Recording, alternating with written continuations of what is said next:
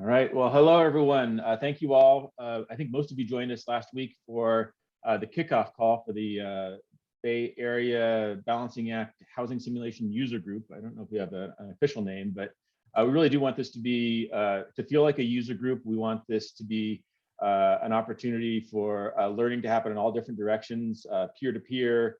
We're here as resources. We've got expertise on the tool and on public engagement, especially online public engagement.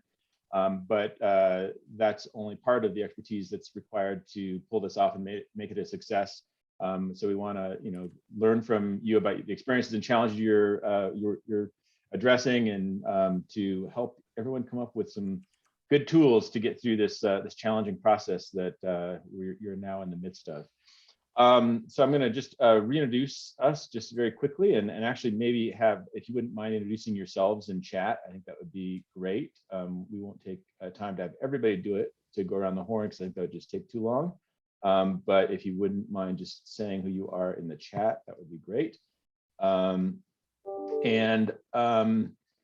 Just to kind of reframe things a little bit today, this is the follow-up meeting to the kickoff, and we're going to have at least 3 of these weekly meetings, so 2 more after this one, same time, same place, so that we can help you figure out how you want to organize your simulation, how you want it to frame your public engagement on housing, and then also how to use the tools. So just to reintroduce ourselves, there are 4 of us principally from Balancing Act who are available to help with this. Garrett, and I still don't have your name. Oh yeah, your name is there. That's good. Sorry, the last time I left it off.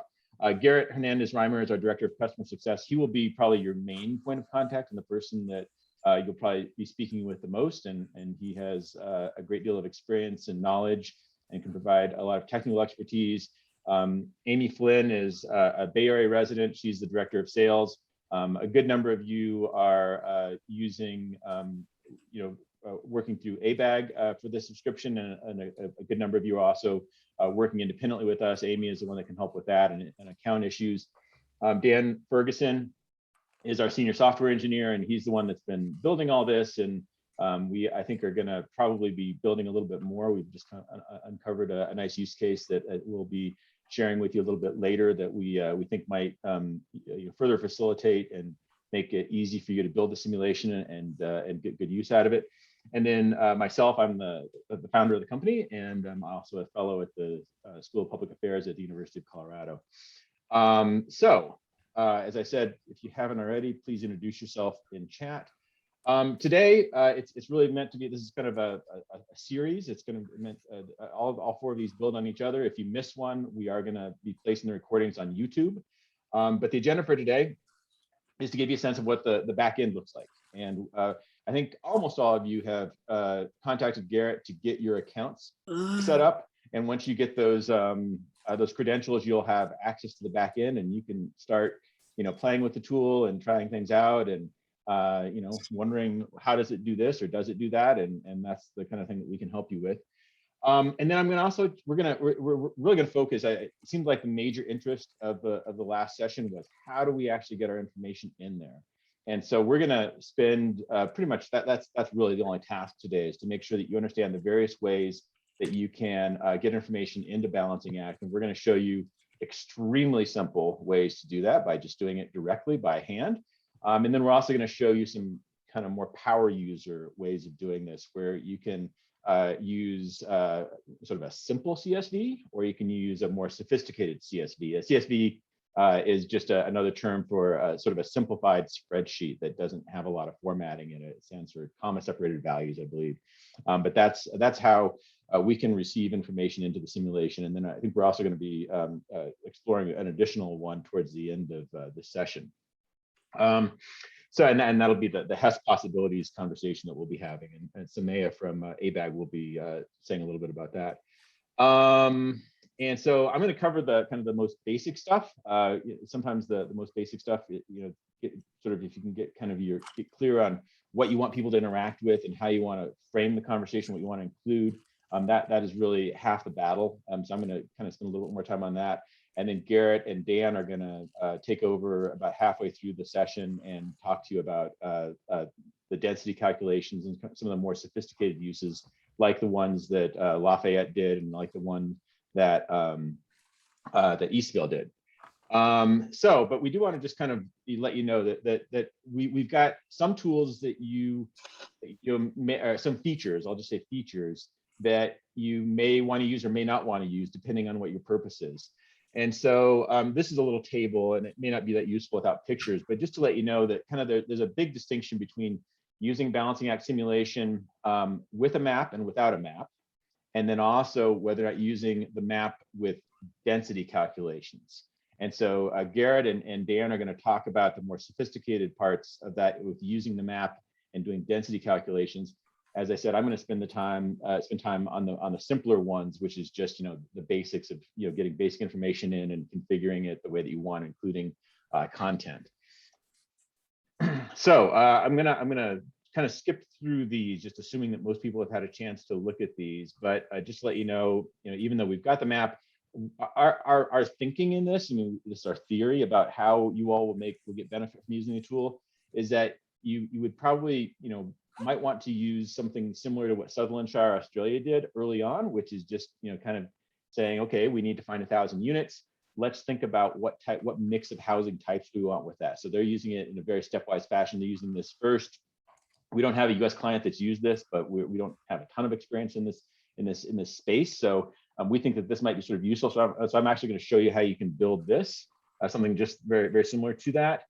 And then Elk Grove, once again, also did not use the map. It's just, but it's using kind of this include, don't include type of feature at the parcel or the site level. So that's something I'm going to show you as well.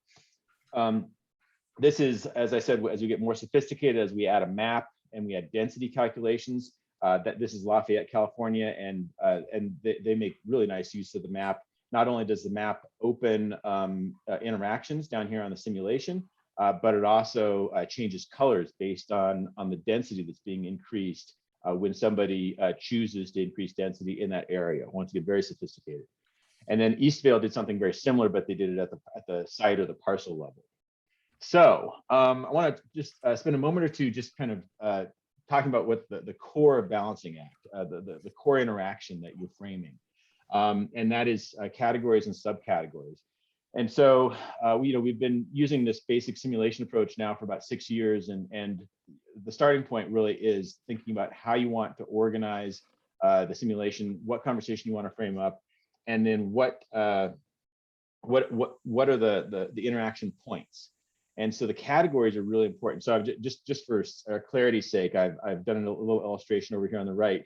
So category, in this case, it's sites in Council District 1, and then subcategory is down here. So let me just show you what that actually looks like in a simulation, and I'll show you a couple different versions of it so that we can be really clear on this. So going back to Elk Grove, they organize their category level. I'm not saying this is the way you should do it, but this is the way that they did it, is that they have 4 categories, and they chose to use the political divisions that are council districts as a way of doing that. So they've got Council District 1, Council District 2, etc. And they can use the info icons over here to describe what each of these are, provide a map, and so forth.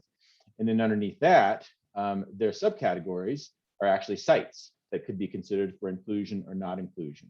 And so, as you can tell, this is really where the crux of the issue is. This is the interaction point. So deciding what you want the subcategory to be for whatever version of the simulation you're doing at whatever phase you are in your public engagement is really critical. And just giving you another example, going back to Sutherlandshire, their categories are the type of housing. So single dwellings, dual occupancy, townhouses, smaller apartment buildings, larger apartment buildings, and then the subcategories underneath theirs, because there is only one type underneath. These are the types, and so this is actually the interaction point.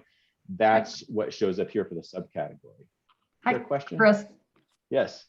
I'm sorry to interrupt. This is Tori with Dynamic Planning. Yeah. I'm representing the city of Napa. I just got off another. There are like 12 of us sitting on another Zoom call. I think. Oh. I don't know. I signed up with a link last week, not the one from Garrett's most recent email. Okay. Thank you. And then I re-signed up with Garrett's most recent email, and that's what got me here. Right. Let me think. I think I could maybe log back on that other Zoom meeting and tell them to re-register. I'm not sure. Yeah. I think, Chris, if you want, I can, and yeah, Tori, thanks for bringing that up. How about I send you the Zoom link registration for this one in the chat now, and then if you want to pop back into the other Zoom meeting and Yeah, just send it that's to all them, I'd really Yeah. appreciate that. Yep. Corey, I'm so sorry for that. We didn't think we had publicized the previous one was an internal one, but it must have gotten out somehow. So, That's all right. so I mean, sorry for that. I've certainly done similar things on Zoom, so. Okay. Okay, so let me, I'm There's gonna drop. also, we also have another Zoom at 10 o'clock that I think some people have gotten confused and gone to that. Okay. So maybe this is the one that's scheduled for right now, but. Yeah. Right. All right, so I'll send Tori, it I'm to gonna you. drop it in here. Thank you, Tori. And I will give you a special tutorial on anything you miss if you want. We can have Okay, a so let me- one-on-one Zoom. Maybe 12 of us might need a catch up. Okay. Well, hopefully the recording will work for them. We'll take your assistance at a public meeting. How about that? Sounds good. Sounds good. There you go. And All right. Tori, I just dropped it in the chat to you directly. Okay, I got it. I'll be right back. Okay, I appreciate that. Thank you. Thank you. And I will redo this for anybody who needs it. Sorry about that. All right. Well, our apologies. I guess not so much to all of you, unless you were confused too, but to the folks who got a little bit waylaid. Okay. So this is just another way of illustrating how categories and subcategories can change, and they're dependent upon what purpose you're putting the simulation to, whether it's housing type, parcel, site, or area. So now going back to this presentation, this is kind of reiterates what I just said. So categories are the highest level of organization. It can be a neighborhood, it can be a council district, it can be a housing type. It can really be anything you want. These are the three that came to mind to me that make some sense. And then the subcategories are their interaction points. So it's where people are either hitting the plus sign or the minus sign, or they're using the radio buttons to say, yes, include this, don't include this, or choosing the buffer or something like that. And in some cases, it can actually be the same as the category. So let's actually now take a look at the control panel. So hopefully most of you have had a chance to look around back here, but just to spend a little bit of time now demystifying it and showing it's actually a pretty simple thing. Let me start by showing you how to create a simulation. So you can start, you can create a simulation up here. We're just going to call this housing demo, and this one I'm actually going to show you how to create a simulation by direct entry. So I'm just going to call this direct entry. If you're one of our clients that also uses us for budget, you'll have to choose between budget or housing, and you'll want to choose housing because everything interacts differently when you choose that. So then I'm going to continue. And then you're presented with the control panel. And so you've got a number of tabs here, and we'll be talking about those throughout the day. Some of them we won't go into detail on until next week. But the housing requirements, that's basically the left side of the equation. So it's where you put your REIN allocation or your buffer. Housing choices is it's where you put in that housing type, or you put in your parcels or your sites, or you actually enter your areas if you're using the area feature. And then exit entry, that's where you can ask some You're still questions. kind of rolling around. And so you can and we'll talk about this later. It's actually pretty Want some of this? self-explanatory. I'll have a I'm bite. sorry, somebody needs to probably mute themselves. Sorry. With you. Okay, thanks. And so we will talk about this more later. You're welcome to look around though. Impacts, we've got some strategies. We don't have the perfect strategy. We've got some strategies for you to indicate whether or not an interaction might have a secondary impact, such as on equity or affordable housing, something like that. And we will talk about that probably next week. Map, Garrett's going to talk about the map, and then settings, which just gives you an opportunity to do all sorts of things, including customizing what the text says, and also changing the language. So this is where you choose your languages. And right now we don't have all of these for the housing simulation, but we've got about 4 that we're going to be adding. So let's start with the housing requirement category. So this is the left side of the simulation. So if we're importing from a CSV, which I'm going to do in just a moment, you click this. But the first thing I'm just going to show you how to do it by hand.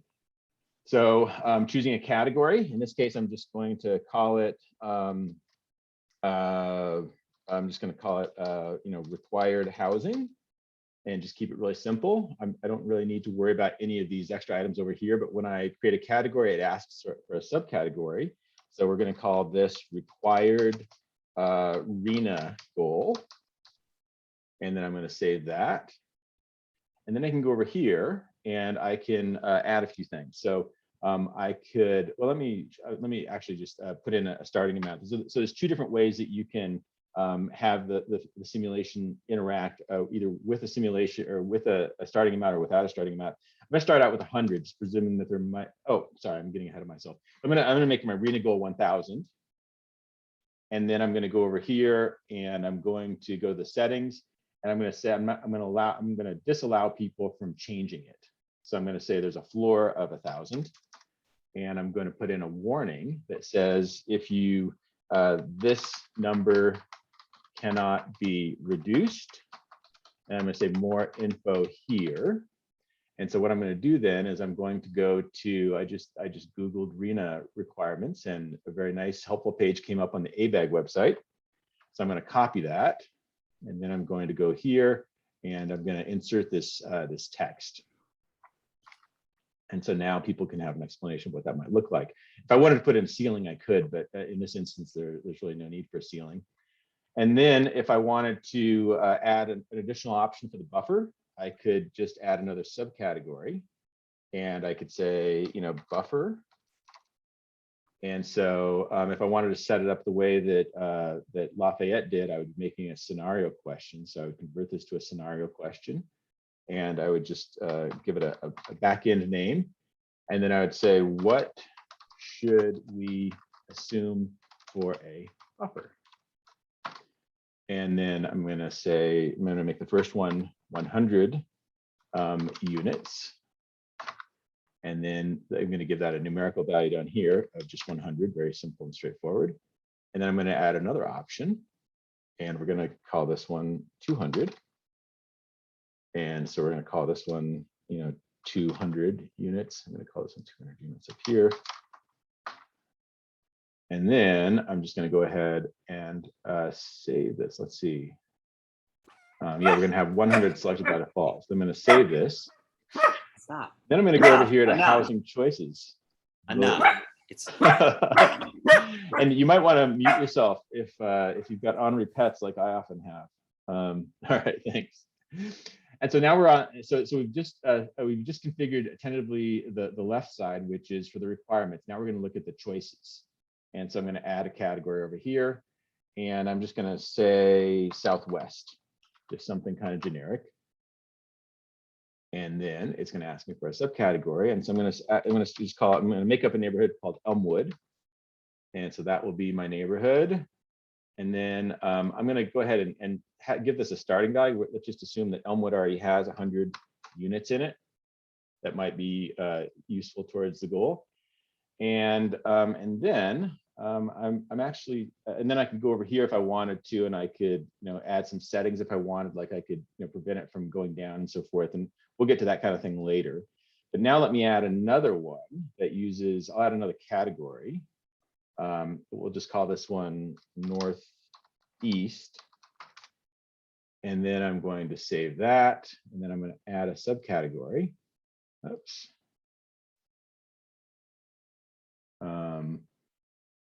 Let's see. Let me just It gave you a subcategory when you created it, so you just added a second one. No problem. Oh, okay. Fill it out. Okay.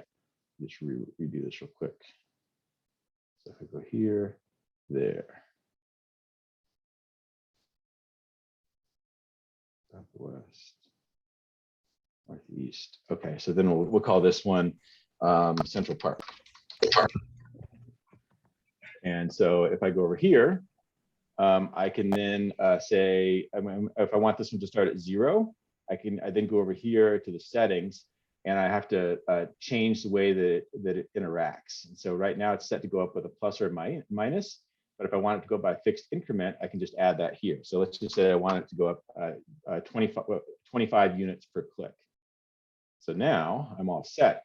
So now that I've got some entries on the left side and I've got some entries on the right side, I can now take a preview of it. And I haven't filled out my entry screens yet, but I've got 1,000 housing units required over here. And then I've got my choice to choose my buffer if I want, which adds to it. And then I could also maybe if I could increase my RENA. Actually, this probably should be locked as well, since that's a given. But if I try to decrease it below that 1,000, it's going to give me that warning that says this number cannot be reduced, and then this would take me to that explanation of what the RENA is. Then I could go over here to the density side, and I could say, okay, Northeast. I'm looking at Central Park. This is the one that we set to go up by increments of 25. So we click on it, and with each click, it goes up by 25.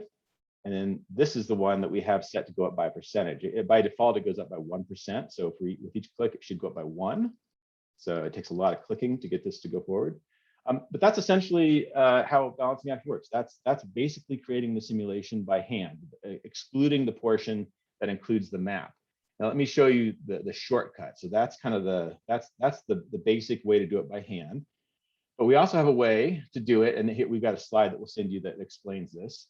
We've also got a way of bringing the information in bulk by using a CSV, and a lot of people love CSVs. They sort of think in CSVs, and so the CSV looks is very simple. It's got the basic level has 5 columns: category, subcategory, and amount. So you saw I entered all 3 of those, and then the optional more info and more details. So I'm actually going to pull up an example right now of a spreadsheet that we're going to enter.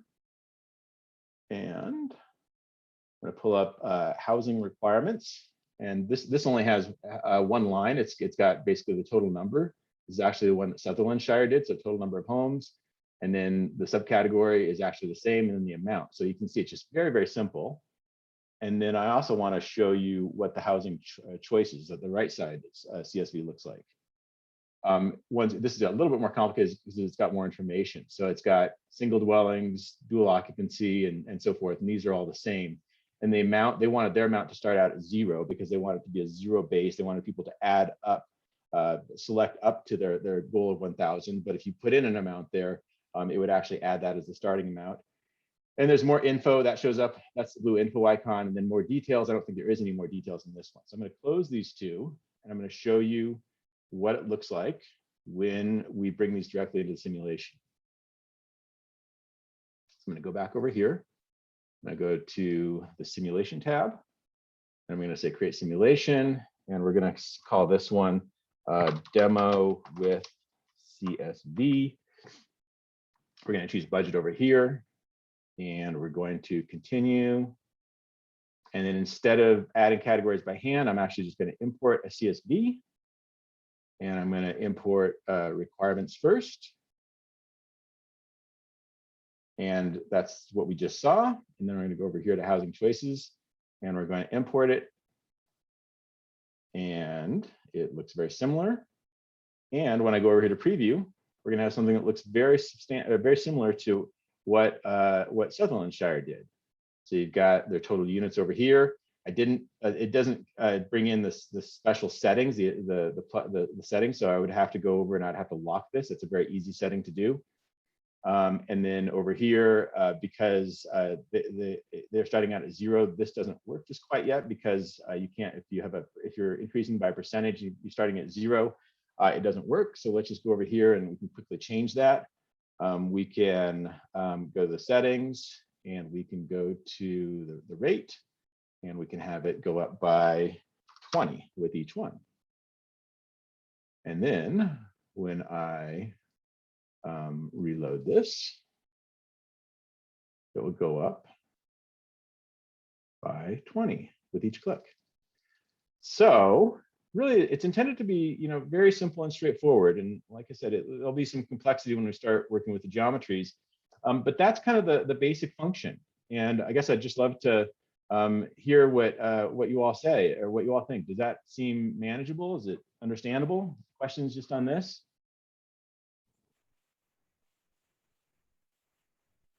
And I see a couple of heads nodding. Yeah, I'm looking forward to having the map. piece shown, because that Okay. is We're one of gonna the more move- powerful components for us, is for Yeah. people to see, particularly in a small community where like everybody knows the whole place, right? So it's very Mhm.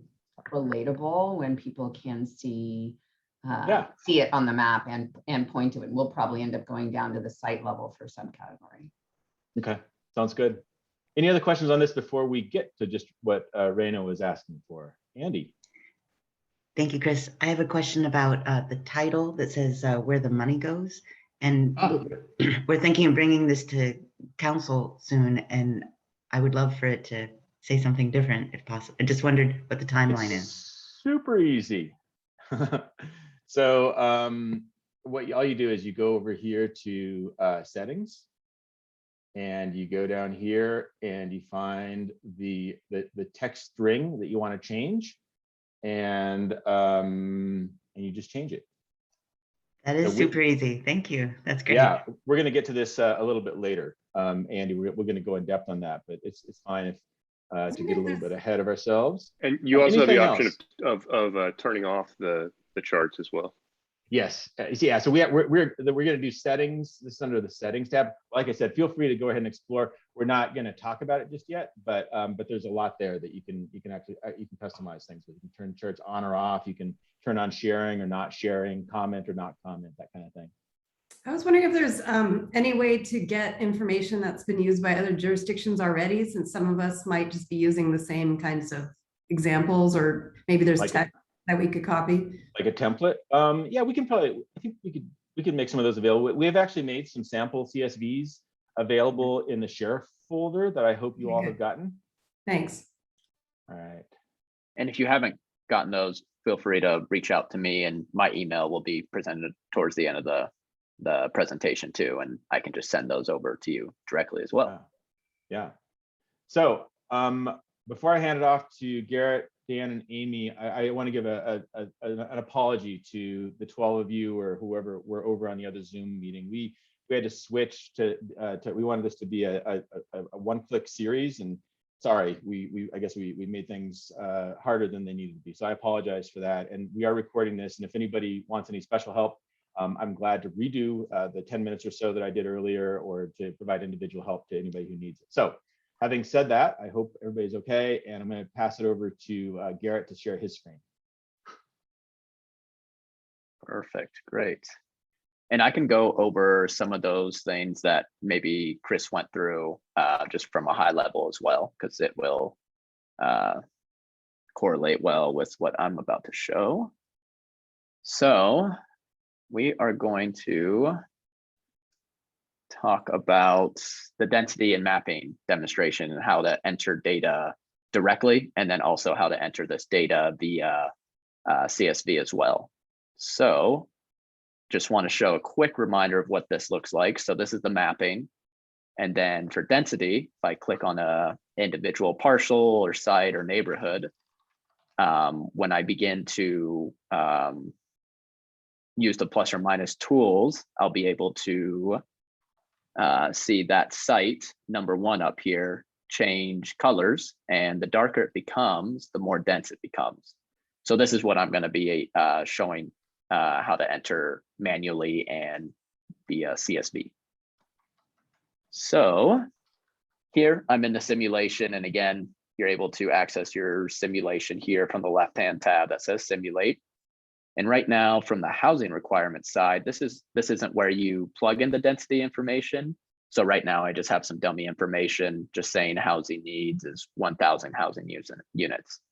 But when I go over to this tab, the housing choices, this is where I'll plug in the density data. So here I have some examples already plugged in, but what I want to do is actually show you how to enter it directly. So here, you'll go ahead and click on the add category, something similar to what Chris just showed. And I'm going to select a category. So let's say this is Main Street.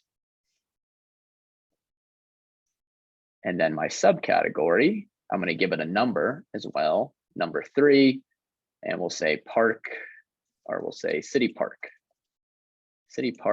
area. And then also what Chris showed earlier is how to add housing units. So let's say I'm going to give that 10. 10 housing units. So now I'm going to show you how to present density without a map first. So here, you're actually going to go from the customize column, and then you're going to go click on these 3 dots associated with the subcategory. So when I click on these 3 dots, I'm then going to click on this button that says standard plus or minus settings. And then here, this will launch the item density tab. I'm going to select this checkbox, which says use dwelling units per acre. So this is going to enable density.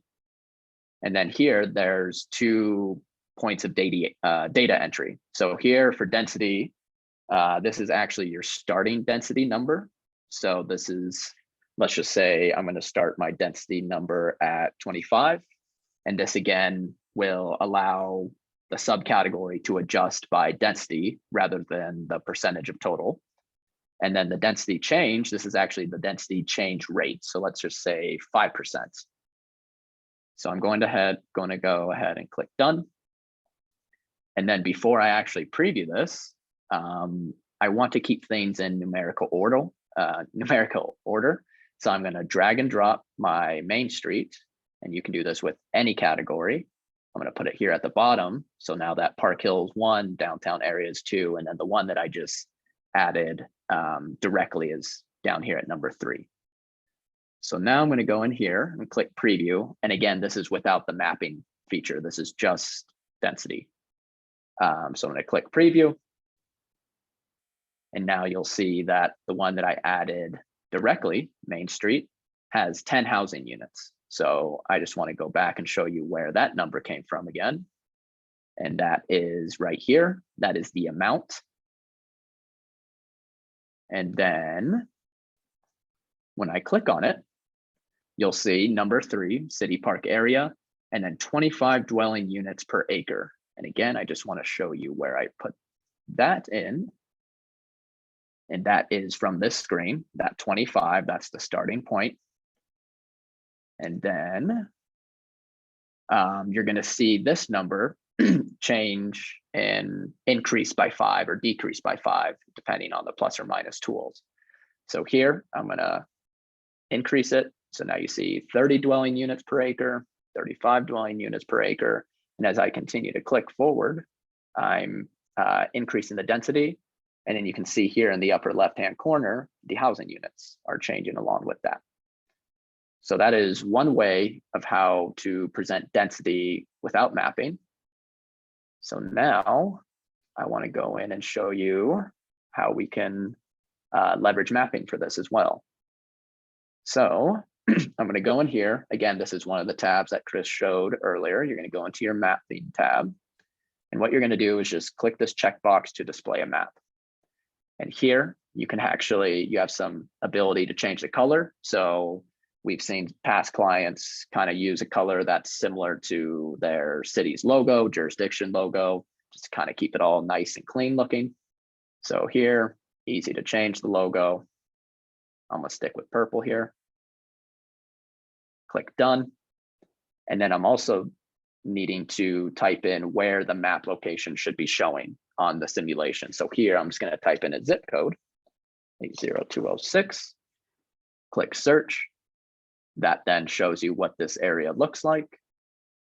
And now I'm going to go back to the one item that I added directly, Main Street. And I'm going to go again from the customize column, scroll down, and I'm going to click on the edit pencil button. And because we enabled mapping, we now have this new tab up here that says item map. So here you can implement mapping data in 2 different ways. One, you can, if you have your GeoJSON, you can just plug it in here manually. But what we also allow you to do is just draw the shape. So I'm going to scroll up and find City Park. There's City Park. And let's say this is the site or location or parcel that I want to use, or neighborhood. So what I'm going to do is just use this really easy polygon tool. And what I'm going to do is just connect the dots here and draw my shape. So right now I'm just drawing a simple square. And And then that's my new location. Some of the shapes and some of the locations that you have might not be a perfect square, so you can always edit this, make it more like that. They can get a little funky there. But for this case, I'm just going to make it a nice clean square. But you do have the option to not just have a square shape. And then I'm going to click done. So now what I've done is I've added density and now I've enabled mapping now. So now I'm going to go back up here and preview it. And as you can see, my mapping is here. And the one that we added just right there was number 3 near City Park. So what I can do as a user then is click on that location, and it's going to take me directly to this. So I'm going to scroll back up here so we can see this. So now that we have density enabled and the mapping enabled, when I increase the density, that this is that parcel or location is going to change colors to illustrate it becoming more dense or less dense.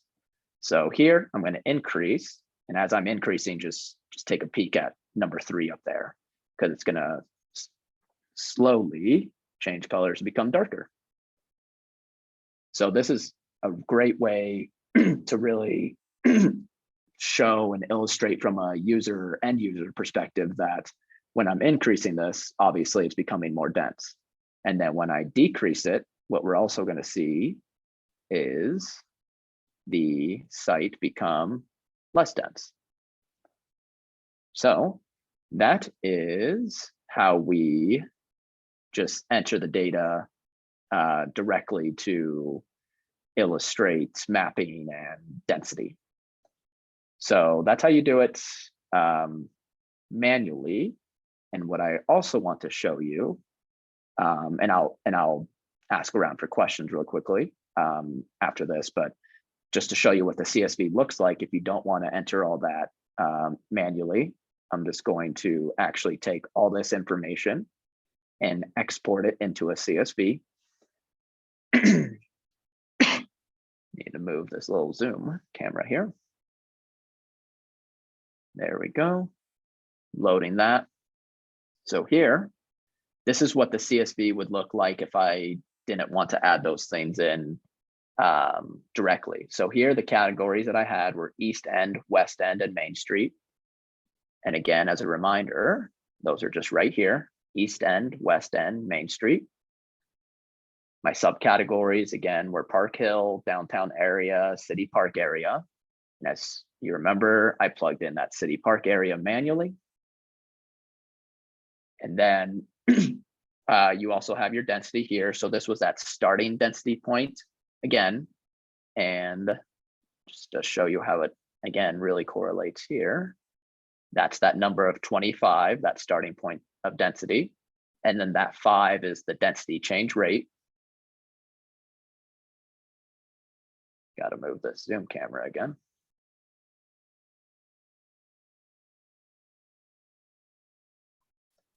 And then some of you will have access to GeoJSON, but if you don't want to go that route, as you saw, I actually drew that shape just using the polygon tool for City Park area. And when I export it, it actually automatically generates GeoJSON. So that's a really cool feature if that's something you want to move forward with as well. But what I really just want to show here from the CSV perspective is that, and this this PowerPoint will be available right after the call, but this just will really highlight which columns are required for CSV import. So Chris had category, subcategory, and amount. So that's just your standard. But if you want to add density through the CSV, you'll look at these columns F through H, which are highlighted in blue. You'll put your starting density and your density change amount. And then if you already have GeoJSON, you'll be able to just plug that in there. So you can do it all everything through the CSV, or you could even maybe just start with category, subcategory, and amounts, the standard CSV, and then you can go in and do what I did and just go ahead and edit each subcategory directly. So however you want to do that. So I'm going to take a breather there and see if anyone has any questions to what I just did. Hey, Garrett, can you add that kind of the table with that full schema to the template folder with the JSON fields and the other stuff as well? So are you asking if I can add that visualization to the folder? Just like that table that you just created, that it appends the extra fields and the JSON field. Just because in the templates, none of these really have those extra. I guess there's some that have more info, more detail. I guess it's just a matter of adding the GeoJSON field as well, but it'd be good to have like the full schema, like the full possible schema, so we can, because we'll be creating, or we'll be joining GIS data and kind of adjusting things to fit into balancing acts. So it'd be helpful to see like with the full schema. Yeah, definitely. Yeah, I'll add those visualizations into that SharePoint folder. And if anyone is unaware of the SharePoint folder, just reach out to me again directly and I'll give you access to that. This is where you can find webinars, knowledge base articles, and CSV templates. And actually, I think by the end of the day today, I will send a knowledge base article that really goes into more detail of what I just did, that has those visualizations. But I'll definitely just include the CSV that I just used and exported there for your use as well. Yeah, perfect. I got that link and all that stuff is really helpful. So thank you. Oh, perfect. Yeah, no, that's great to hear. And always, this is, again, as a reminder, this really is a community group. So if there's other things that you think would be helpful, just shoot me an email and I can kind of compile some things and we can just keep adding to it. Thanks, Garrett. Yeah. And then is there any other questions related to how oh, sorry, I added that? Yeah, there's a couple of questions in the chat. On the map, can we control how quickly a polygon will darken as we increase density? Different neighborhoods, parcels can accept different levels of new homes. I'd like to make sure that the rate which the color darkens as you increase density isn't standard. I'd like to communicate visually that certain neighborhoods are able to accept more housing than others. We don't currently let you adjust basically the range of the opacity that the shapes do. We could add that if you find, but right now it starts getting darker about 20, and when you get, I think it's around 50 or 70, it stops getting any more opaque. And then a question is, what is GeoJSON and how do we get it? So Dan, I'll kick that one to you because that's kind of the next topic I think that we're going to talk about. Yeah, so the easiest way is what Garrett showed you first, which is to draw it. You just draw your shapes. They can be simple rectangles, or you can get complex and do the polygons by hand. If you've got shapes that are more complex than that and you can't draw them by hand, that means there's somewhere that you've got somebody with the GIS and that person needs to basically export it into GeoJSON for you.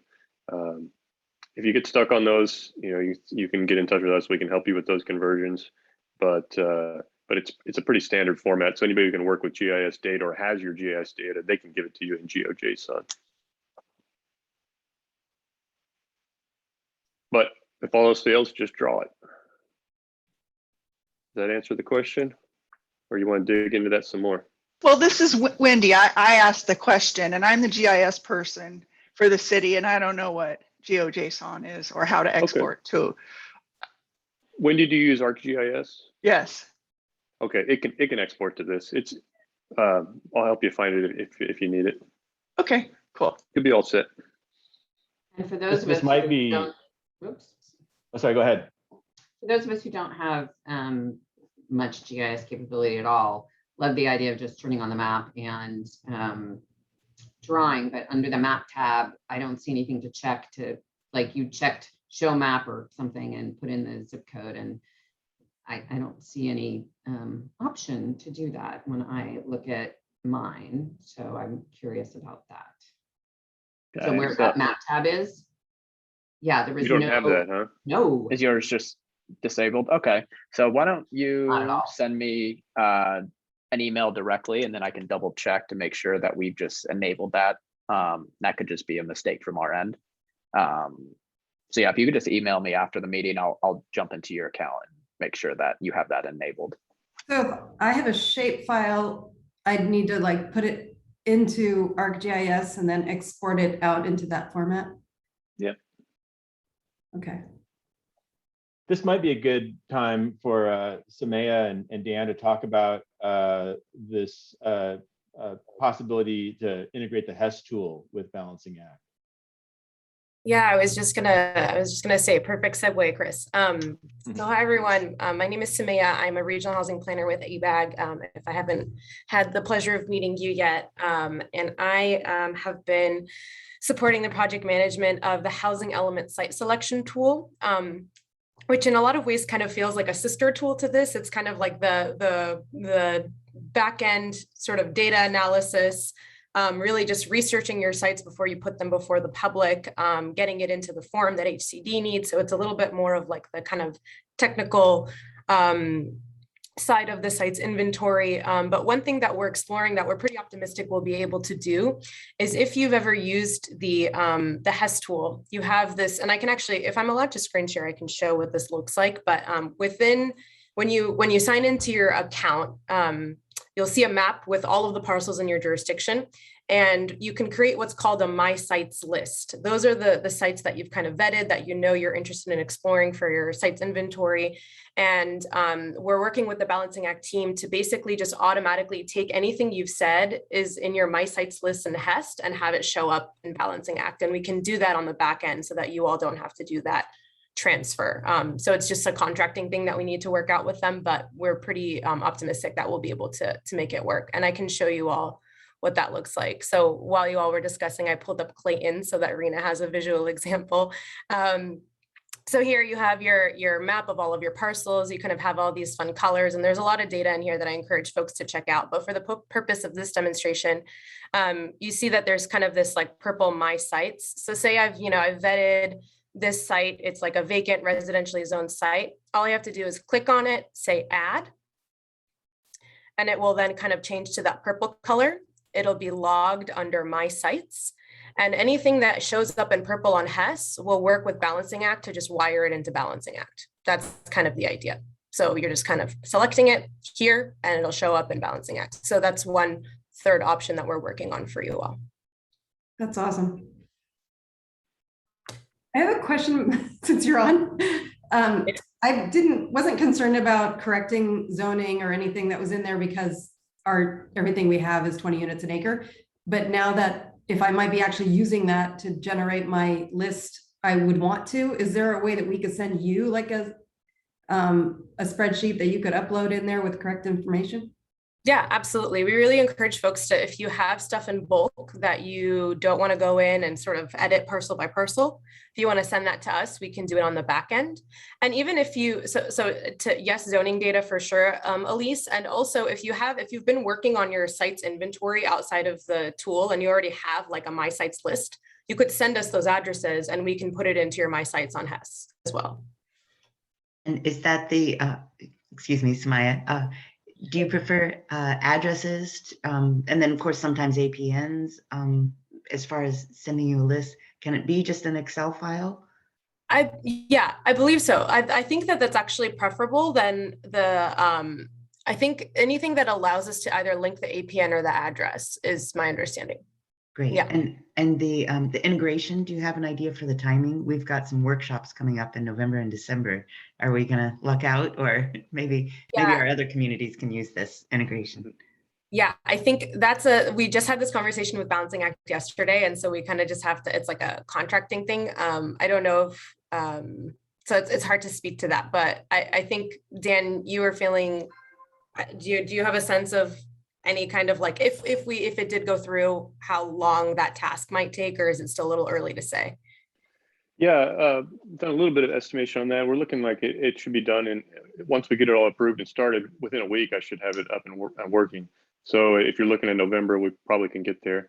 And just to give you an idea of what that would look like, basically what I'm imagining is when Garrett pulled up that screen that had the map and let you add shapes individually, just a drop down or a button there that would show that list of my sites, and you would essentially be able to add them one at a time. You could just add one and be done, or if you wanted to kind of build a bigger shape, you could add multiple of your eyesight or my sites that are adjacent, and you kind of get a set of polygons that would then be your map point. So yeah, we're pretty optimistic that that's going to work out well. And I'll just say from my contact with them, with the ABAG team, the technical team, if you're not using the HES tool, you're probably missing out, because it seems really cool, and a lot of your geodata is going to be there, and we're going to make it simple to pull it over kind of one parcel at a time. Dan, if I can just say, I'm really excited about the idea of being able to do a collection of sites and having that be a single GeoJSON and have that integrate in with Balancing Act. Big fan of that. Thank you. Cool. Yeah. And I'm imagining essentially you would add them one at a time. I'm not contemplating right now sort of merging them all into one big shape, but as it works, multiple little shapes that are adjacent will work just fine. So I think you'll be happy with it. That's been my confusion. Thank you. That's very helpful. Good.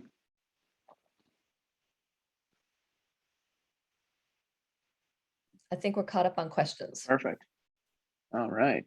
So anything other related to the HES, or should we kind of just keep moving forward? Move forward. We're at 9:54, so. 9:54. All right. Let's see. Share my screen again here. So next steps and plan for next week. So the number one thing is really just make sure that you have your account and the admin credentials. And I saw a couple of emails trickle in this morning, so I will, right after this call, get back to you. For those that reached out, I'll get your admin credentials all set up. But if you need to purchase a subscription, just contact our director of sales, Amy, who's on the call, and her email is on the next slide. And then our plan for next week is to really just, and kind of your homework for next week is to build a simulation. So feel free to use the CSV templates that we provided. I'll go ahead and add the CSV template that I just did with the density and mapping as well. I'll add that to that shared folder. If you don't have access to that shared folder, just reach out to me directly and I can point you in the right direction. And the incentive for having your simulation all created for next week, or it doesn't need to be finished or anything, but we really want to start working, like create a workshop on those simulations that have been started. So the incentive is, if you have a simulation rough draft, we can kind of jump in the admin maybe and go through it live during the webinar, because I'm sure there will be questions from that arise that everyone will need to have answered once people are starting to play with it. So that's the plan for next week. And then here, again, this PowerPoint and webinar are going to be shared in that shared folder, but resources here, all our emails are here. And then that's really it. Are there kind of any outstanding questions or thoughts, comments? I have a question. Did you already put the shared folder in the chat? Not in the chat. It came through in the follow-up emails. And if you haven't been receiving those, definitely reach out to me directly after this call. Okay, I have so many emails. I'm sure everyone's in the same boat. So I'll go and search through. I'm trying to get our consultants to take the lead on this. So I just want to make sure that they're getting the emails as well. And so I'll take a look, but I also wanted to make sure they could access this recording, since it's really helpful, I'm sure, side by side. So will the recordings be posted in that same folder of resources? Yep. Yeah. In the folder, we have these webinars, CSV templates, actual use cases. So you can actually go in and go through how our other clients have been using it. So you can get some ideas from them. And then, like I said, there's going to be some nice in-depth knowledge-based articles coming out, hopefully today. Great. Thank you. Mm-hmm.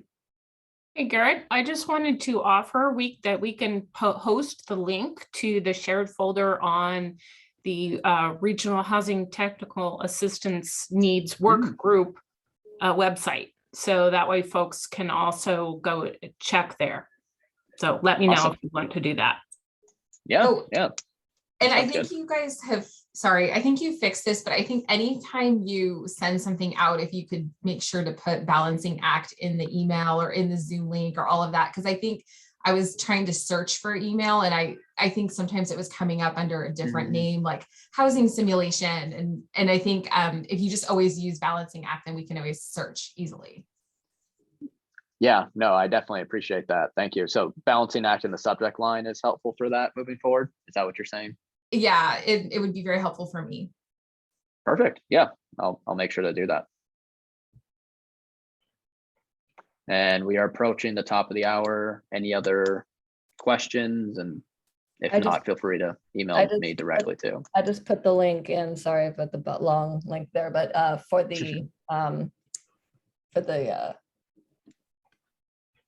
folder. The shared folder, yeah. Nice, thank you.